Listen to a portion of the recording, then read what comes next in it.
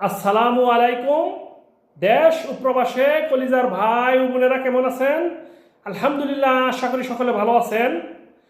কলিজার ভাই ও বোনেরা, দয়া করে যারা ই পাসপোর্টের জন্য আবেদন করবেন, অলরেডি আবেদন করেছেন, আপনার অ্যাপয়েন্টমেন্টটি হয়েছে, যে কোনো দিনই আপনি অ্যাপয়েন্টমেন্ট পাইছেন, চিন্তা ভাবনা করছেন যে আপনি অ্যাপয়েন্টমেন্টে সেই নির্দিষ্ট তারিখ অনুযায়ী, সময় অনুযায়ী এম্বাসিতে বা কনসুলেটে আপনি যাবেন সশরীরে।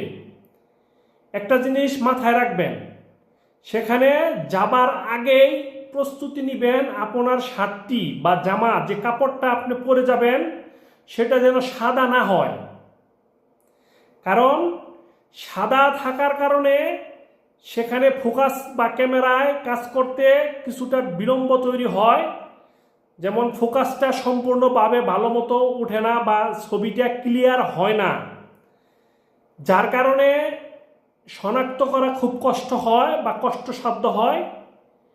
এই সূত্র ধরে আমি আপনাদের মাধ্যমে সবার কাছে মেসেজটা পৌঁছে দিতে চাই, যারা অ্যাপয়েন্টমেন্ট পাওয়ার পরে কনসুলেট বা এম্বাসিতে যাবেন, অবশ্যই সেখানে গিয়ে ছবি তুলতে হবে। সাদা শার্টটি বয়কট করে অন্য যে কোনো কালারের শার্ট বা জামা আপনারা পরিধান করে যাবেন, এতে আপনার কোনো সমস্যা হবে না ইনশাল্লাহ।